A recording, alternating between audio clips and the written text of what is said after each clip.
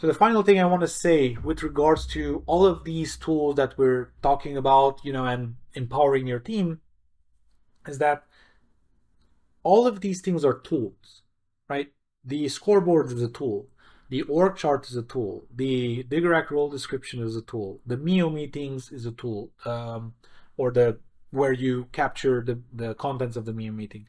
The PDP, the sheet that you use, or if you let Alvanda, or if you use anything else to keep track of that, all of these are tools.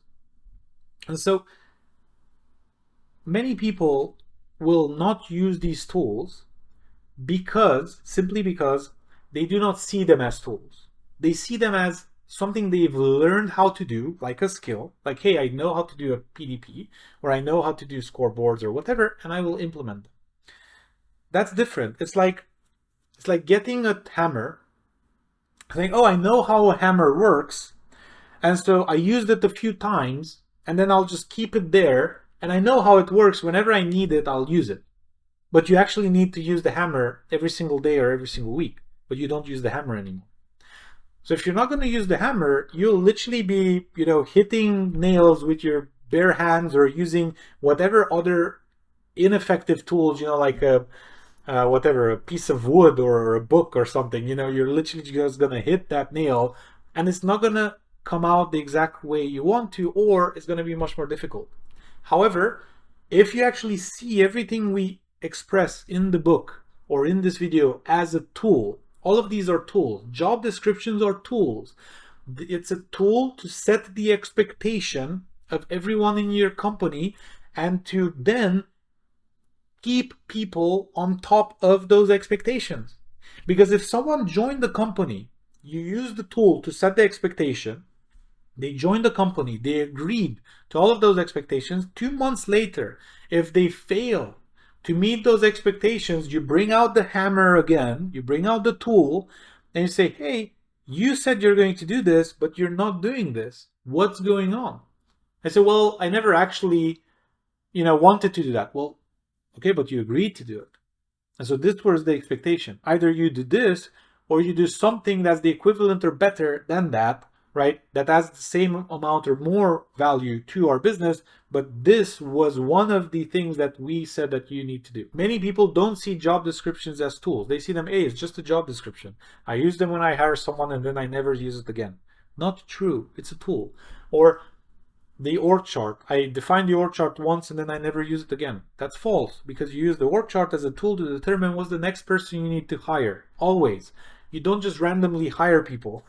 You say, oh, I need a VA to check my mail. Okay, but is the VA the best expenditure of your time? Or do you actually need a marketing person to get you more leads? What is the actual most important hire? And the org chart answers that question. Okay, so everything we talk about are tools, and you need to understand that building a business is exactly like building a house. You need the right tools to build a house, and if you don't use those tools, then you can't expect to build a house as quickly or as effectively or as well as possible. One of those tools that we talked about earlier in the video and earlier in the book are surveys. You can use surveys to get a lot of feedback, both from clients and from people within the company.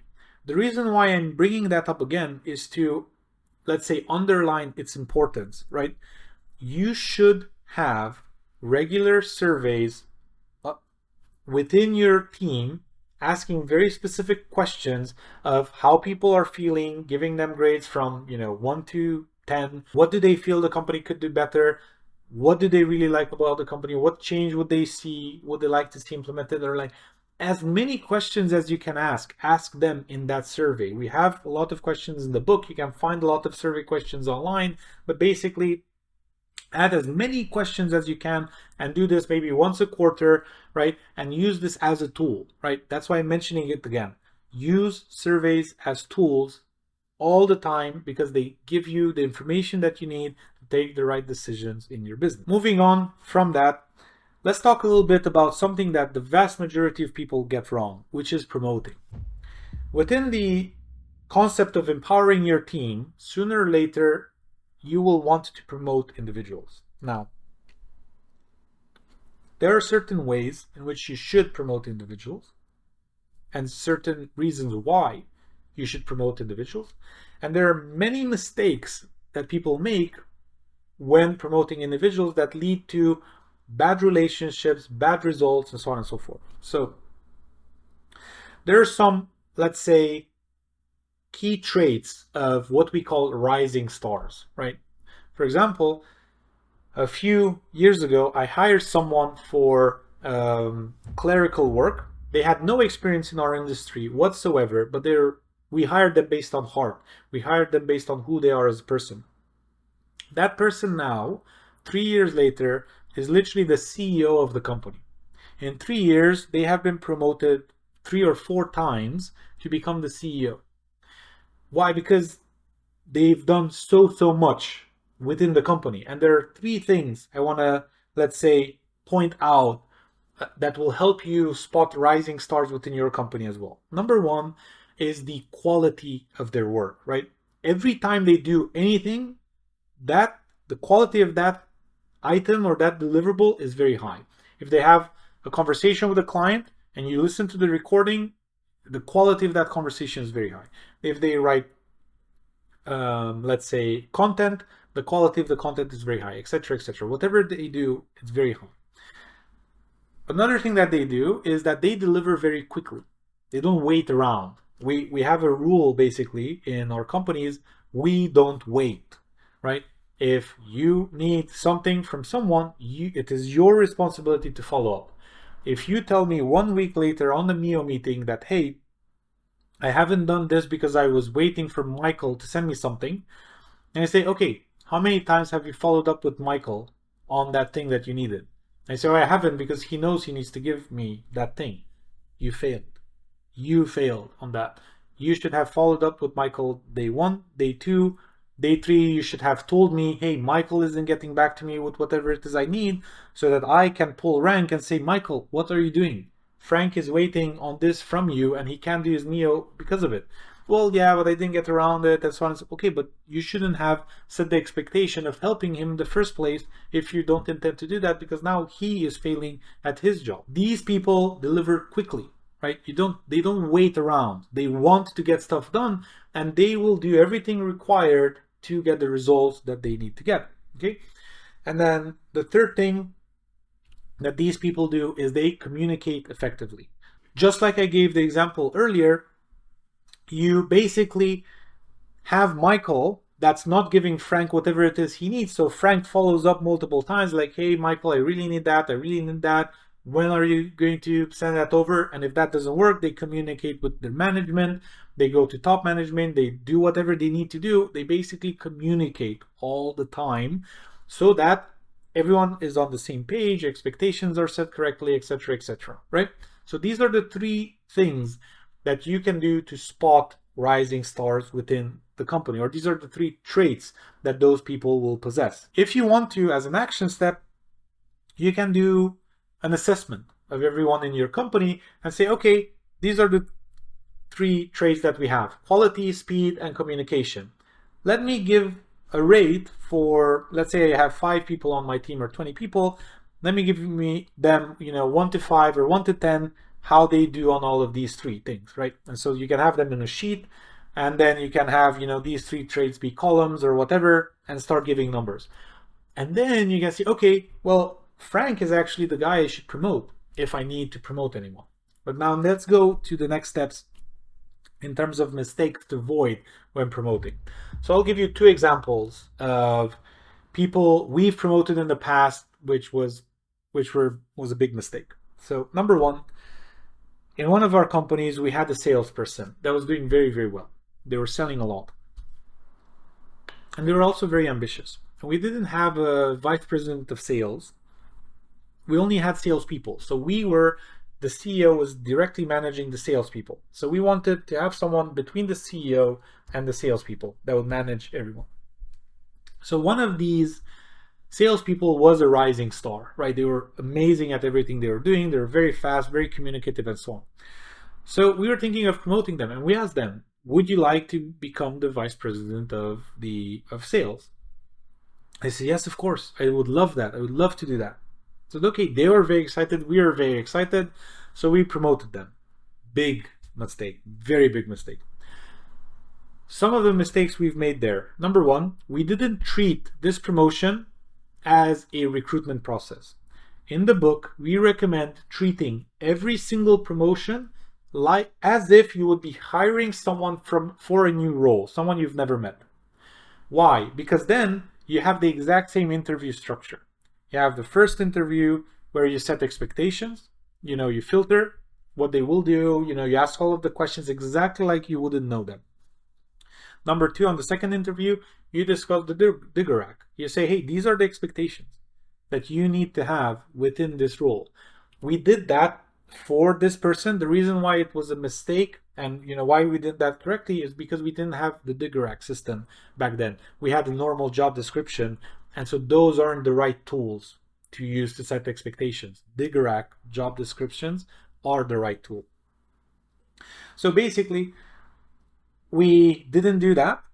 And then after they were hired, we couldn't keep them accountable for the actual results we were expecting from them. We were expecting sales to increase based on now we have a VP of sales, but they didn't. Guess what happened? Sales went down. Why? Because this guy was, let's say, maybe he was closing 25% of deals or something like that. So now they were spending 70% of their time doing VP level things, right?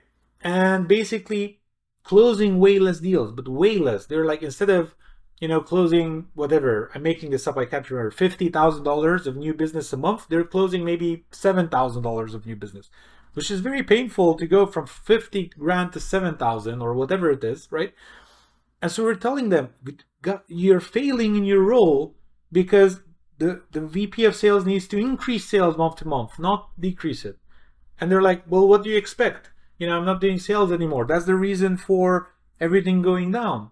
But we would tell them that's not the goal. The goal is for that number to go up. And so, long story short, there's a lot of frustration that was being built there because they failed at their role, literally. And we can prove that they failed at the role. No one hires a vice president of sales in their company and expect their sales to go down. No vice president of sales goes into a company expecting that the sales of that company will be lower after they started in their new role than before. So we can factually prove that they failed, irrelevant of the excuses that we were discussing on those conversations, right? The issue now is that you can't demote someone. Because now they're going, or I mean, you can if they're very reasonable and they understand that, hey, this is actually not the role for me. But in most cases, people's ego gets in the way and they do not accept being demoted. They would just find another job, and so on. So that was a big mistake.